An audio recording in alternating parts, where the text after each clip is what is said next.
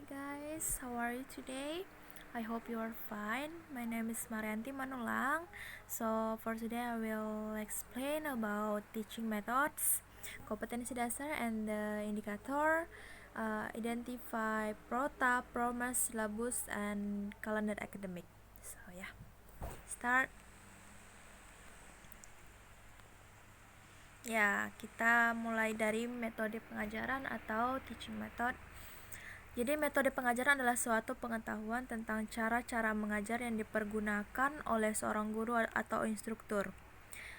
Pengertian lain ialah teknik penyajian yang dikuasai guru untuk mengajar atau menyajikan bahan pelajaran kepada siswa dalam kelas, baik secara individu maupun kelompok, agar pelajaran itu dapat diserap, dipahami, dimanfaatkan oleh siswa dengan baik. Baik metode mengajar, makin efektif pula pencapaian tujuan.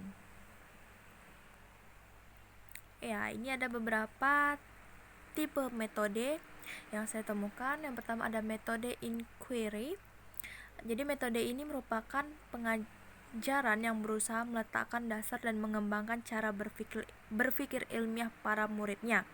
Dalam penerapan metode ini, siswa dituntut untuk lebih banyak belajar sendiri dan berusaha mengembangkan kreativitas dalam mengembangkan masalah yang dihadapinya sendiri. Metode mengajar inquiry akan menciptakan kondisi belajar yang efektif dan kondusif, serta mempermudah dan memperlancar kegiatan belajar mengajar. Selanjutnya ada metode tanya jawab. Jadi metode tanya jawab adalah metode yang sering dilakukan seorang guru saat sedang menjelaskan di depan kelas. Jadi guru dapat memberikan pertanyaan-pertanyaan terkait materi yang dijelaskan dan para siswa dapat menjawab pertanyaan dari guru. Jadi metode tanya jawab ini dianggap sangat efektif dalam menggali keingintahuan siswa dan guru mengetahui sampai mana pengetahuan siswa terhadap materi yang dijelaskan. Selanjutnya model pembelajaran atau metode pembelajaran problem based learning atau PBL. Jadi ini adalah pembelajaran yang menggunakan berbagai kemampuan berpikir dari peserta didik secara individu maupun kelompok serta lingkungan nyata atau otentik untuk mengatasi permasalahan sehingga bermakna relevan dan kontekstual. Ya, kita pindah ke kompetensi dasar dan indikator.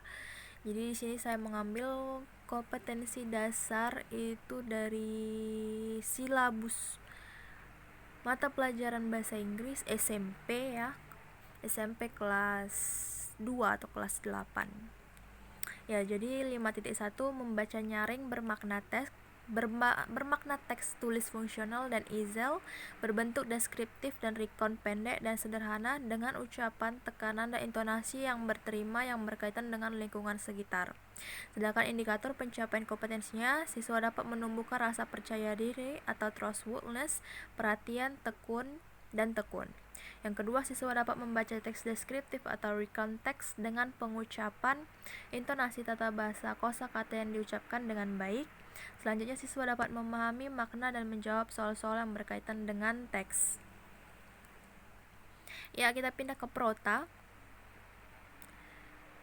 Ya, prota adalah rencana penetapan alokasi waktu 1 tahun untuk mencapai tujuan pembelajaran, baik itu kompetensi inti atau kompetensi dasar yang ditetapkan. Jadi prota menjadi program umum untuk setiap mata pelajaran. Prota berisi garis-garis besar yang hendak dicapai dalam 1 tahun dan dikembangkan oleh guru yang bersangkutan. Komponen utama dari program tahunan atau prota ini adalah identifikasi, baik itu satuan pendidikan, mata pelajaran, dan tahun pelajaran. Ada juga kompetensi inti, kompetensi dasar, alokasi waktu pembelajaran, dan keterangan. Ya, kita pindah ke promes atau program semester. Jadi program ini berisi garis-garis besar tentang hal-hal yang akan dicapai dalam 1 semester. Semester adalah satuan waktu yang digunakan untuk penyelenggaraan program pendidikan atau 6 bulan. Promes berisi rumusan pokok-pokok aktivitas guru dalam melakukan pembelajaran selama 1 semester dengan mempertimbangkan alokasi waktu yang tersedia, jumlah kompetensi dasar, dan indikator. Komponen dari program semester ini adalah sebagai berikut. Yang pertama ada identitas. Identitas itu termasuk satuan pendidikan, mata pelajaran, kelas, semester, dan tahun pelajaran. Yang kedua ada format isian. Format isian termasuk itu materi, tema, subtema, alokasi waktu, dan bulan yang terperinci per minggunya. Ya, selanjutnya silabus. Apa itu silabus? Silabus merupakan rencana pembelajaran pada suatu atau kelompok mata pelajaran atau tema tertentu yang mencakup standar kompetensi, kompetensi dasar, materi pokok atau pembelajaran, kegiatan pembelajaran, indikator, pencapaian kompetensi untuk penilaian, alokasi waktu, dan sumber belajar. Jadi kita pindah ke kalender akademik. Kalender pendidikan atau akademik adalah pengaturan waktu untuk kegiatan belajar mengajar selama 1 tahun ke depan yang ditetapkan oleh pemerintah pusat Republik Indonesia atau bisa juga pemerintah daerah. Jadi komponen utama dari kalender akademik ini adalah yang pertama awal tahun ajaran, hasil efektif belajar, pembelajaran efektif, dan hari libur besar. Sedangkan standar alokasi waktu dalam kalender akademik itu adalah minggu efektif pembelajaran, jeda tengah semester, jeda antar semester, serta liburan akhir tahun.